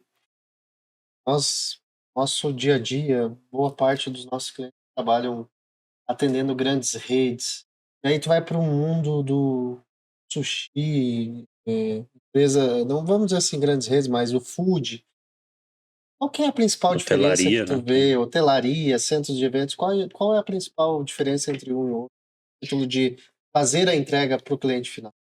Hoje, se eu pudesse escolher, eu faria só entrega em food. Ágil. O restaurante, ele tá precisando do produto. O restaurante, ele não tem armazém, ele não tem estoque, ele não tem capital de giro. Às vezes ele compra para fazer a venda no dia. Então você não vai ter moleza. O veículo chega, vai receber. O índice de devolução é 0, seu veículo fica parado 0. É rápido. É rápido. Como se diz, né? O termo antigo já morreu, mas é just in time o negócio. Literalmente. Quando a gente olha para as cadeias, né, autosserviço, mercado, você tem uma dificuldade operacional, né, de casar a grade de descarga, de chegar na temperatura, de ter aquela quantidade gigante. Então, hoje, o mercado frescato está 80-20, basicamente, 80%, 20% autosserviço. Se eu pudesse, eu falava, larga a mão do AS. E você tem congelado e resfriado, certo? Nós temos os 2 produtos. Nós temos os congelados, que fica mais na parte de crustáceo, alguns outros métodos de peixes. Nós temos o fresco, que realmente é o salmão e o atum, né? E a sensibilidade, a questão da temperatura, tem variação de quantos graus o congelado e o resfriado? Qual seria o ideal, o mundo ideal? Hoje o congelado é menos 18 graus, né? Inclusive nas nossas embalagens, realmente pede para o congelado ficar com menos graus. O fresco, ele tá ali na 0 graus, no máximo, né? Porque o fresco, normalmente, ele já chega e vai literalmente pro balcão do sushi man. Ele vai consumir naquele momento, né? Ele não vai consumir posterior. Sim. Então, o fresco é pro dia. E o congelado, ele pode fazer aí o consumo. Dentro dessa construção, na sua visão, qual que é o maior desafio? Essa logística de entrega. Hoje eu acho que o maior desafio é o mindset, por ser uma indústria familiar, né? São pessoas que estão ali fazendo esses processos há muito tempo. E trazer algo novo, inovação, ele é bom, mas ele tem aquele choque de realidade que você se leva um tempo para você conseguir apresentar e colocar, virar o mindset mesmo dessas pessoas. E por eu nunca ter vivenciado essa cultura de tentar trazer uma inovação, eu digo que está sendo um desafio para minha carreira de gestão, né? E de fazer implantação sem conhecer o processo, que você está fazendo ali acontecer, mas a implantação, às vezes você não tem tempo de parar e desenhar, você está apagando o fogo ali, tendo que já fazer um novo processo. O crescimento da empresa que está altíssimo, então abre CD ali, abre CD aqui e Contrata frota. Contrata, exatamente, né? E processos manuais, o volume, nós estamos fazendo expedição de 170 veículos por dia a nível Brasil. Fazer isso manual é uma loucura, né? Então, Sim. por isso que nós estamos fazendo implantação de tecnologia. A gestão manual acaba dando muito furo e encarecendo, né? Custo muito alto operacional, deve ter muita condição de desvio, de furo de estoque, etc. Oportunidades, né? Ocupação, rota. Hoje nós temos todos os restaurantes, eles querem receber até meio-dia. Eles querem o peixe para o almoço. Sim. Né? Então, você precisa iniciar sua roteirização. Ela tem que ser perfeita. Você precisa fazer o ops clock lá, a chegada dos motoristas acontecerem dentro da grade. Porque se um veículo sai olhando para o trânsito de São Paulo, ele é para sair 3 horas, ele sai 4 horas da manhã, já era. Essa 1 hora que ele perdeu aqui, de manhã vão ser 3 horas. Ele vai terminar a rota dele 4 horas da tarde. Você trabalhou, né, com projetos aí na Friboi, vários tipos de operação, e hoje voltando a atuar praticamente dependendo diretamente do entregador, o que você enxerga de mais diferente assim em relação às culturas dos estados, dos CDs que você tem, o modelo operacional? Tudo é a mesma coisa, tecnicamente o objetivo final é o mesmo, mas o comprometimento, a atenção, a dedicação, a estrutura, a infraestrutura de cada lugar exige um pouquinho de atenção a mais num lugar, menos no outro. Como é que é a tua visão em relação a isso? Porque é diferente, né? Quando nós falamos do Brasil, né? O Brasil é um ambiente cultural em cada estado. Então, assim, um dos desafios das lideranças é entender a metodologia de pensamento de cada região. Então, não é só do colaborador, você tem que entender a região também. O bom do Brasil, que se o meu exemplo, se Recife, eles não têm a possibilidade de fazer, o pessoal não vai trabalhar 3 horas da manhã, eu tô tranquila, porque o restaurante também não vai abrir 6 horas da manhã. Entendeu? Então, existe essa dificuldade, mas a gente tem aí a onda natural de que todo mundo tá na mesma linha. Então... tipo Itapema, antigamente, que o restaurante fechava pro almoço. Então, existe sim essa dificuldade quando você quer cobrar, né? Eu vou trazer até um exemplo aqui. Nós estamos fazendo a implantação do Ravex. A minha aderência de São Paulo, ela tá bem maior do que a minha aderência de Minas. Sim. Tá naquele... não sei se eu coloco... Então, é você saber lidar, dar o timing, não apertar muito também, senão você vai perder. Sim. Né? Mas entender ali que ele tem aquele tempo. Então, é desafiador, mas a gente tem, quando você consegue entender o equilíbrio, que é a metodologia deles, não adianta mudar. Tenta fazer a melhoria dentro daqueles horários, daqueles processos, não vai ser perca de tempo. Você vai querer implantar algo que funcione em São Paulo, em Recife, que não vai dar certo. Isso eu vejo muito, né, no nosso dia a dia, porque aqui em São Paulo nós temos a nossa oficina que instala rastreador. E o tempo todo dá problema, motorista reclamando e ligando. O tempo todo assim, não. Constante vezes, algumas vezes, o motorista liga, meu caminhão não. O painel tá desencaixado, a porta não sei o quê. E aí, tu vai para outros, por exemplo, no Rio, nós olhamos assim no Rio de Janeiro, cara, mas nós nunca tivemos reclamação no Rio de Janeiro, porque profissional é o mesmo. E O aí, equipamento é o o mesmo. equipamento é o mesmo, o treinamento tudo igual.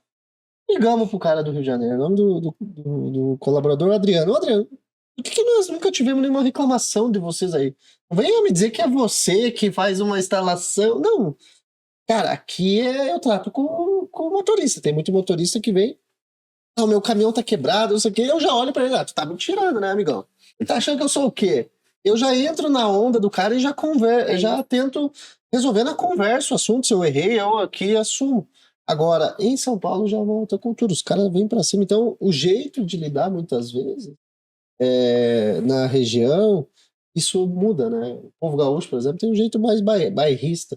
Tenta chegar lá de fora, eles não dão muita confiança, só se tu é mais próximo. Então, acho que vai muito Exato. de encontro do que a Andressa está É falando, isso né? aí.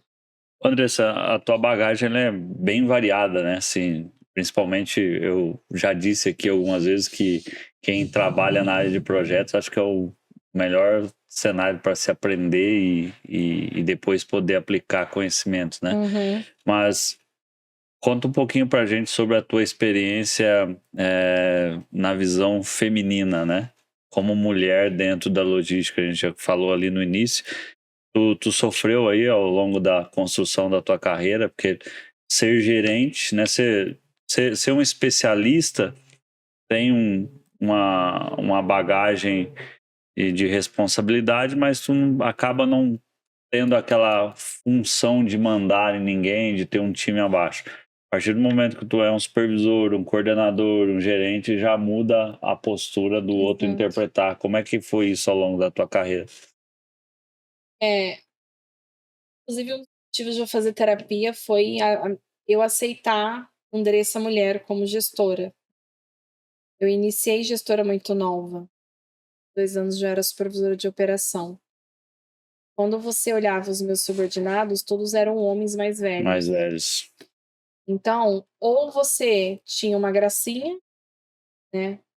Ou você falava e fingia que não ouvia. Ou tinha um grupinho paralelo no Ou WhatsApp. tinha Exato. E aí, eu acho que durante a minha carreira, todos esses desafios que eu passei de assédio moral, me tornou ser um pouco ditadura, sabe? Me tornou ser um pouco zero tolerância. E não é e assim, engraçado que o meu grupo de amigos, minhas amigas falam, Andressa, às vezes você é muito homem, né? Tipo, você tem um pensamento muito de homem. Porque eu vivencio dentro do mercado masculino e eu acho que foi a maneira que eu encontrei de me comunicar com as pessoas. Então, hoje, ok, eu já aderi, eu já sou assim, eu entendo que é meu jeito de gestão, só que no início eu ficava meio incomodada, né? Quando eu tinha o feedback das pessoas da minha vida pessoal. Cara, nossa, por que você é assim? Tão bruta. Tão bruta, tão direta. E eu falava, gente, é um meio, minha válvula de escape dentro do meu mercado, dentro da minha rotina. Então, assim, foi muito difícil, porque sempre tem piadas, sempre tem... Eu já tive situações de chegar em reunião e tá todo mundo sentado e ninguém levanta da cadeira para eu sentar. Eu já chorei muito em banheiro. Chorei muito, assim. E trabalhar nesse ramo que eu trabalhei, que é indústria, agronegócio, é um mundo machista, né? Sim. Hoje, graças a Deus, eu tenho respeito, eles, né? Eu tenho esse afeto por eles. Mas foi é uma construção lenta, né? É uma construção lenta. E quando você conversa com... Eu tenho vários parceiros de amigos, trabalho, que, sim, foi promovido mais rápido, foi convidado para uma reunião que eu não fui. E você percebe. E é engraçado que, assim, eu participo de alguns grupos Eu não sou muito feminista, não. Aí, ó, é engraçado, né? Que as minhas amigas, por que você não é feminista? Então, eu não sou. Eu entendo que a mulher tem um papel, mas eu entendo que o homem tem que continuar fazendo o papel dele, né? Sim. E aí o pessoal fala, Andressa, mas por que você não muda, né? Por que você... Porque a minha profissão não acho que não está aberta para mudança. Trabalhar com motorista, trabalhar com pessoas, assim, do âmbito da logística, você precisa ter essa postura, sabe? Não Você dá... construir um estereótipo, né? Sim. E aí, obviamente, tu vai medindo, tu vê que tu consegue atingir os teus objetivos, tu continua colocando. Qualquer coisa, tu pode abrir uma floricultura e mudar de ramo. Quem sabe, né? Quem sabe. Mas deixa eu pegar o gancho, um pouco nós estamos falando de colaboradores, gestão. Qual a estratégia que você adota com a sua equipe para engajar, para motivar a equipe a chegar no resultado que você planejou, trabalhou e está querendo implantar? Eu me atualizo constantemente, né? Eu tento ser uma gestora atualizada. Você pega a Andressa, gestora de 6 anos atrás, é totalmente diferente da gestora de hoje. E por que eu estou me atualizando? Quando nós estamos falando de gestão de pessoas, hoje o mercado, hoje as pessoas que estão tentando trabalhar comigo, é uma galera geração... Não sei se estou falando a geração certa, mas é a Millennium, a Y, a Z.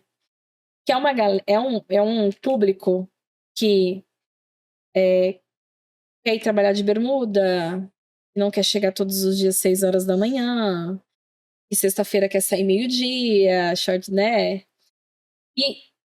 E se eu for para minha cultura, que foi a cultura que eu fui treinada, a cultura que eu acredito, que é a disciplina, que independente do dia você tem que chegar às 6 horas todos os dias, que não existe sexta-feira meio-dia, que tem que ir trabalhar com roupa social.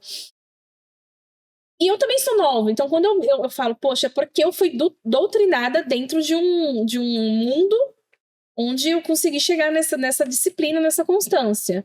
Só que as pessoas que eu estou contratando, né, o time que eu estou formando, eles não são. E eu preciso me adaptar. Não existe outra. Se eu tentar colocar a cultura que eu aprendi hoje, eu não tenho nem mais um colaborador. Tem que ser É flexível. que precisa entender também qual é a necessidade e o impacto daquilo que tu quer manter do passado, né? Eu também vivo alguns pontos nesse sentido e às vezes você tem que fazer essa... A gente foi moldado de uma maneira que hoje a primeira coisa que tu se pergunta, tá, mas por que eu tenho que ir de calça? Tá calor, né? Foi quando a gente se mudou, Pra Itapema. dentro da prova, vai pra Itapema, a galera vai de bermudão, de chinelo. Existem alguns, mas chega a ser hilário, né? Qual o impacto? Alguns colaboradores, que tu vai no mundo estilo Google, né? Lá em Itapema, Santa Catarina, a galera mais de tecnologia, e aí um pessoal mais jovial, assim. Aí vai se vestindo estilo Google. Porque às vezes o cara ultrapassa, né? Tinha alguns que chegavam até de pijama. Aí, em algum momento, cara, um exemplo, não lembro. Pijama não Ô, pode. João, pijama não, né? Não se empolga. Então, enfim, mas é mais ou menos o que Mas tu é tá falando. isso, eu acho que é o equilíbrio. Eu acho que a disciplina te leva a lugares fantásticos. Essa geração não vai entender isso. Eu, de verdade, eu sou muito grata por ter vivenciado no mercado da carne com a Friboi. Porque a oscilação que esse mercado tem, né, Mas é complicado. Então é o equilíbrio. É você tentar cobrar disciplina, mas ao mesmo tempo, às vezes, dar ali uma corda para ele se soltar, né? Senão, realmente, você não vai conseguir manter o seu time com você, engajado e etc. você é uma pessoa nova. 31. No mundo da logística, nós estamos habituados a falar com pessoas mais... Normalmente, passam por aqui pessoas jovens, pessoas mais velhas, enfim. Mas dá para ver que tem muito conhecimento, já passou por grandes empresas, conhece do que está falando. Eu acho que isso é de se admirar. É nítido. Mas para quem tá iniciando agora, se a Andressa lá em 14 anos que iniciou lá na Errando a Cuidando de inscrição. criança. Andrés errando a inscrição. que errou na inscrição da faculdade, pudesse dar uma dica para quem vai assistir essa nossa entrevista, quais seriam as dicas?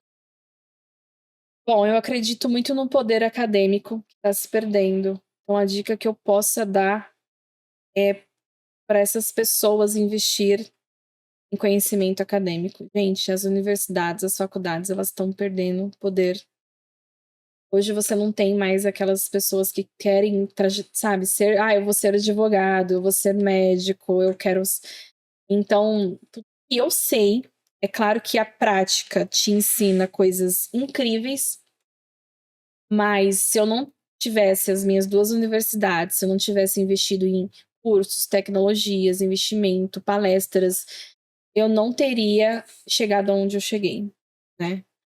É aquilo, é ter a oportunidade, você estar preparado. Não adianta ter a oportunidade e não estar preparado. Então, todas as oportunidades que eu tive, eu estava preparada. E Eu não virei gerente nacional porque, sei lá, por osmose. Eu virei porque tinha oportunidade e eu estava preparada. E o preparo, ele não é só prático, ele é acadêmico. Você precisa se esforçar, você precisa ter conhecimento, você precisa ter disciplina. As pessoas hoje, eu não quero acordar cedo. Tipo, gente, tem que acordar cedo, pelo amor de Deus. Mas eu quero fazer um horário flexível. Então, assim, eu acredito que, ok, essa geração nova tem que vir. Eles realmente têm um raciocínio muito rápido, né? Mas eu acredito que o processo acadêmico, ele vai te modular e vai te doutrinar para você não errar tanto. Eu, particularmente, eu acho que eu não errei tanto nas minhas escolhas por ter feito engenharia, por ter processos. Exemplo, engenharia, você aprende níveis de qualidade, ferramentas de qualidade, e você aplica em qualquer decisão. Em comprar uma roupa, eu tô aplicando engenharia. Tipo, quais que são os lugares que eu vou usar essa roupa, sabe? Eu não vou errar. Então, é isso. A dica que eu dou é foquem no processo acadêmico. Não larguem o estudo e não deixem fazer a faculdade, né? Eu tô procurando alguns candidatos e basicamente, sim, não tem. Porque as pessoas não querem fazer. Já estamos indo para 1h25 de conversa. A Dirce já às vezes aqui. Acabou? Não acabou ainda não, tem mais umas perguntas. Mas eu quero te fazer uma pergunta e conversando, bastidores ali. Quem vê você falando assim com tanta tranquilidade, maturidade, pensa que a vida é bela, nunca passou por problema de saúde, nada. Aconteceu alguma coisa, você, bastidores, nos contou. E se passou aí durante um período aí na saúde da Andressa? Bom, vamos lá. Eu tive uma passagem de problema de saúde, inclusive na Friboi, e eu sou muito grata. Por isso que eu sou muito grata, assim, a Friboi. Eu fui me submeter a uma cirurgia estética e minha família era contra, todo mundo era contra, só minhas amigas que eram a favor. E aí eu tive uma rejeição, tendo que entrar em coma. Então eu fiquei em coma 11 dias e 27 dias na UTI. E durante esse processo eu peguei 15 dias só de férias da Friboi, porque era o tempo necessário para utilizar, né, para esse procedimento. E eu não voltei a trabalhar no 16º dia. E a Friboi foi, né, meu diretor e meus gerentes foram atrás. Eu precisava de doação de sangue, porque meu sangue era O negativo. Então, difícil, não tinha no banco. E eles fizeram um caminhão de gente para doar. Contrataram van, fizeram todo um processo. Legal. E então, assim, eu entrei em coma uma pessoa, e é engraçado, né, que as pessoas que passam por isso realmente acham que eu saí outra pessoa. Eu não consigo entender o porquê, o motivo, mas enfim. Eu entrei e fiquei 11 dias em coma.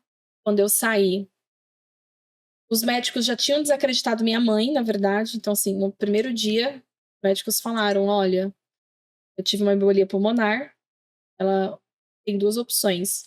Ou ela retira a prótese porque ela tá com uma infecção, ou ela vai morrer porque ela tá com uma embolia pulmonar. Os 2 métodos iriam me matar. E aí, minha mãe, por algum motivo, falou: não, pode tirar porque ela é forte, ela vai aguentar. E aí eu entrei na sala de cirurgia, fiz a remoção da prótese, mas realmente o meu pulmão não aguentou. Foi quando eu fiquei em coma. E aí, quando eu saí do coma, eu saí sem movimentos, eu perdi muito peso, você não anda, né? Você fica muito acamado. O meu doutor infectologista, o Yuri, falou assim: bom, agora você vai ter que passar por um processo para saber se você vai aceitar os antibióticos, etc. No segundo dia, eu tava no UTI, eu já estava andando. E aí ele falou: Andressa, você é uma pessoa que eu não consigo entender, assim. Eu não imaginava que você iria sair do coma, muito mais uma recuperação tão rápida. E aí você acaba pensando em várias situações que você passou, você acaba levando em consideração, dando valor para outras coisas. Então, realmente a Andressa mudou, né? Esse fato foi em 2020. E detalhe, tava no pico da pandemia. No meio da pandemia. No meio da pandemia. Minha mãe quase me matou, né? Cara, é real. Então eu tive essa passagem, foram 45 dias, a Friba me deu todo suporte, assim. Eu também fui bem cuidada com os médicos. Eu acho que isso me fortaleceu, principalmente para tomar algumas decisões, para ser mais cautelosa, para ser um passo de cada vez, né? Acho que isso me amadureceu mais do que qualquer ensinamento, porque para mim foi um ensinamento espiritual. Foi um momento meu, né, com Deus, assim. Você recorda de alguma experiência? Sim, eu vi meu avô. Então, assim, o meu avô, por parte de pai, ele era muito católico, assim, eu era muito apegada a ele. E eu me lembro da minha pessoa deitada. Eu vi eu deitada em coma. E aí eu precisava encontrar meu avô, né? Então eu tava num ambiente, sei lá, se existisse transitório. E aí eu vi meu avô assim, eu senti o cheiro dele, eu senti o afeto dele. E aí, assim, quando eu acordei desse sonho com meu avô, o médico tinha dado 36 injeções de adrenalina, porque eu tive um pico na minha saturação. Eu tava em coma, depois de 11 dias eu dei um pico de saturação, e o médico veio tacar adrenalina para tentar aproveitar esse pico de saturação. Minha barriga toda marcada, assim, eu tenho bastante... Foram 36 injeções de adrenalina. E ao mesmo tempo que eu estava com meu avô, eu acordava e via o Dr. Yuri tirando a cânula do coma. Andressa, e a voz dele: Andressa, fica comigo. Aí ao mesmo tempo eu tava lá e ao mesmo tempo com meu avô. Cara, É um negócio assim... As experiências do quase morte, todos relatam quase que da mesma forma, né? É um negócio muito bizarro. Muito bizarro. E aí eu acordei, aí eu não sabia se eu ia acordar no meu avô ou se eu ia acordar. E eu acordei, eu tava no hospital, graças a Deus. Andressa, o que você prefere? E aí foi engraçado, porque assim, a minha mãe também autorizou o médico a fazer a cirurgia, porque ela sentiu meu avô falando. Então a decisão da minha mãe, né? Eu acredito muito, depois eu fui em busca de tentar estudar, que meu avô, neste momento, realmente ele desceu para fazer conversar com a minha mãe, dar os caminhos também para me ajudar. E foi uma lição de vida, assim, para mim. Existem 2 Andressas. Quem me conhece antes do coma, depois, sempre falam que existem 2 Andressas. Essa construção da tua trajetória, qual que foi o maior desafio profissional seu? Eu classifico como uma mini-sou. Porque eu era muito nova. Não que eu não seja agora, mas assim... em 2017, eu tinha 24 anos. Eu tinha uma responsabilidade muito grande, eu já era gerente de uma multinacional japonesa, gerenciada e direcionada por chineses que não falavam a nossa linguagem. E Outro estado, outro estado, outro mercado, desafios de crescimento. Então, assim, foi um quebra, inclusive mental. Tanto que eu parei um tempo, tirei meu tempo sabático, porque tive problemas. Agora tem esse nome chique, síndrome do burnout, assim, mas eu acho que eu tive na época, sabe? O Taylan falou em relação à idade, né? Uma das propostas do nosso canal é de mostrar histórias para que as pessoas se inspirem, construam a própria carreira, né? É muito tradicional você pegar um profissional que vem subindo lentamente e vai estar lá com seus 40 e poucos anos aí que ele vai colher o fruto. A tua bagagem ela fica muito clara da intensa qualidade de aprendizado, né? São projetos gigantes ali que você contou que obviamente vão construindo essa bagagem. Mas quando tu se olha agora, né? A gente fez a pergunta aqui pro Basso, né? Basso, quando tu olha para trás e vê que hoje tu é um gerente nacional, tem toda essa estrutura, a marca, o que você pensa? O que você pensa hoje, né? Com 31 anos, tu é um gerente nacional de uma grande marca em fase de crescimento, mas tem toda uma estrutura. É fácil ter chegado até aí? Qual que é a visão sua sobre a responsabilidade disso, a quantidade de pessoas, às vezes um não que tu dá numa entrevista, sabe? Ou como que você lida com isso no dia a dia? As pessoas olham muito o cargo e o salário, né? Mas e a lidar com isso, com essa responsabilidade no dia a dia? Assim, eu sempre tive eu tenho esse sonho muito claro, que o meu sonho é ser diretora de supply chain. Então, na minha entrevista da Friboi, a pessoa perguntou: o que você vê daqui a 10 anos? Eu, diretora de Aquelas supply chain. perguntas malucas, né? Aí ela falou assim: então, aqui você não vai conseguir ser. Eu respondi: tá, mas eu não tô ser aqui. Quero ser diretora de. Sim. Tô entrando aqui, eu tô assinando um contrato vitalício. Em 10 anos, como é que tu imagina? A gente ouviu só cortando, mas para pegar o gancho, o cara que foi assinar um contrato depois de conta quem? Foi assinar um contrato com um banco, e aí nesse contrato de prestação de serviço fala, não, é 5 anos o contrato. Não, tá louco. 5 anos amarrado aqui, não quero não. Já vi com o tempo determinado. Mas continue. Mas é isso. Então, quando você tem um objetivo, você vai em busca. Acho que o primeiro ponto da sua carreira é você ter um objetivo. Se você não sabe onde você quer chegar, Tem que ter um para, norte, né? respira, volta, porque senão esquece. Você vai tirar para tudo que é lado. E aí, todo o meu aprendizado de ser uma gestora um pouco mais dura, mais, né, cartesiana, mais fechada, faz, às vezes, eu vestir talvez um perfil, uma personalidade que esconde, talvez, algumas dores. Porque, assim, gente, eu sou ser humano, eu sou mulher, eu tenho, né, eu sou sensitiva, eu também sinto isso. Só que as pessoas enxergam pra mim como se eu fosse um muro. Toma porrada. Eu acreditei que eu sou um muro. E eu acho que isso é até bom, porque eu não consigo me abalar, né? Então, assim, você tem medo de perder emprego? Não. Medo de... Não. Eu não tenho medo de nada. E eu acho que é por isso. As pessoas esperam isso de mim, eu também comecei a esperar isso de mim, e agora é isso. Então, assim, eu sou muito feliz onde eu cheguei. É claro que tem os seus desafios, é claro que eu já passei noites em claros. Quantos e quantos aniversários da minha família eu não tive presente porque eu estava morando fora. Hoje eu sinto muito isso, então hoje a minha vertente já é um pouco diferente, né? Quando eu escolhi vir para Frescato, é porque tinha uma operação em São Paulo que precisaria mais da minha presença em São Paulo, que é onde a minha família tá.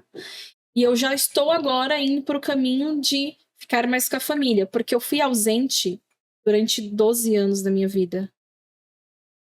E agora eu sinto falta. Antigamente, Ai, pra que festa? Entendeu? E eu acho que é isso. Então, eu acabei me transformando nessa pessoa talvez dura, só que hoje eu já tenho outros pensamentos, eu priorizo um pouco mais a minha vida pessoal, a minha vida social, quero estar mais com a minha família, então eu tô modulando isso. Mas são fases, eu acho que eu não viveria diferente. Sim. Porque se eu cheguei aqui é porque eu estava disponível, que eu estava disponível para viajar, para morar onde eu fosse, enfim. Então você tem que surfar e aproveitar as oportunidades. Hoje talvez eu tenha poder de escolha de estar em São Paulo, mas ali no passado eu não pude. Sim. E ao longo da conversa tu falou alguns nomes, né? Mas quem que são as tuas referências marcantes aí durante essa trajetória?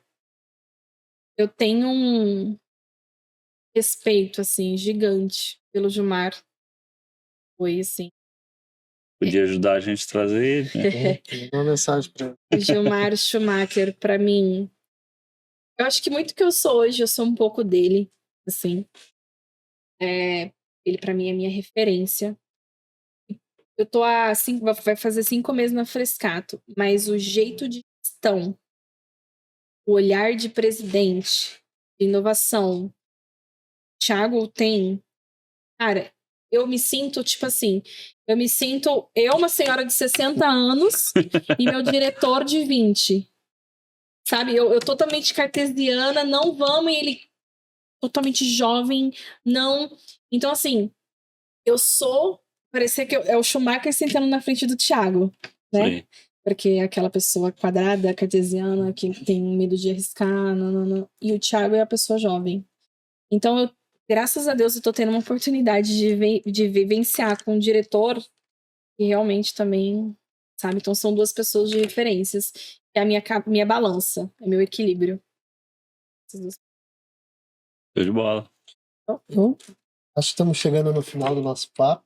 Foi muito legal. Deu aquela ansiedade no início, acho, né, Andressa?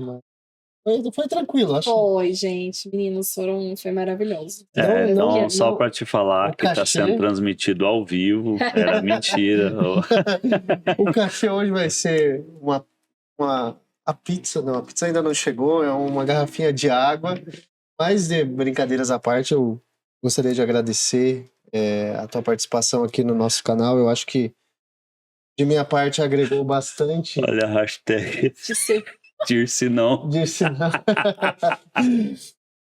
Eu acho que agregou bastante ao nosso canal. Sim. E trazer uma visão feminina é muito bacana, trazer uma visão de uma experiência de diversas empresas também é muito bacana. Chegar uma certa, querendo ou não, uma certa idade jovem a um cargo de liderança de grandes empresas também é muito legal. Então, eu fiquei muito feliz, aprendi bastante. Acho que o objetivo final ele fica mais claro quando tu alcança algumas coisas mais rápido, né? Mais rápido, mas não menos intenso, né? Porque eu acho que tu não falou sobre isso, mas eu acho que não veio a oportunidade, ela veio e tu estava preparada exatamente pela intensidade de cada fase que tu passou, né? Exatamente. E esse conhecimento técnico que os projetos dão abertura é que dão a condição de você com certeza chegar numa entrevista para uma posição de responsabilidade e demonstrar conhecimento, né? E eu acho que você estar disponível e, como você mesmo mencionou, estar preparado para aquela oportunidade faz total diferença. Não adianta tu estar ali disponível e não estar preparado. E também não adianta ter preparo e não estar disponível ou não aparecer a oportunidade. Eu acho que isso conta bastante. E objetivo, claro, não quer dizer pressa. Exatamente. Exatamente. Ter objetivo claro não significa pressa. Então, agradeço a tua presença. Prazer te conhecer pessoalmente. Na verdade, a gente se conheceu no dia da visita, né? É que eu tô vendo com tanta gente que eu já tô esquecendo o tempo. Mas agradeço a oportunidade de ouvir tua história, né? Todo mundo tem uma história bacana e às vezes as pessoas não têm o conhecimento dela e passam a olhar o muro de uma outra forma, Exatamente. né? O copo meio cheio, meio vazio, né? Tá olhando meio vazio, agora vai talvez olhar o meio cheio. Então, obrigado aí pelo seu tempo. De fato, o cachê não é nada. É só um convite. Espero que a gente possa se ver e se falar aí futuramente dentro dos projetos. Combinado. Obrigada, meninos, pela oportunidade de poder compartilhar aqui minha história. Obrigada também, acho que foi um papo muito... Se eu soubesse que ia ser assim, eu já teria vindo antes. Só não oferecemos uma bebida, né? Mas tudo bem, eu vou sair com a caneca aqui como cachê, tá bom? Fechou. É isso aí. Obrigado. Para você que ficou até o final, mais uma vez, muito obrigado e até o próximo episódio do podcast Logística Fora da Caixa. Valeu. Até mais.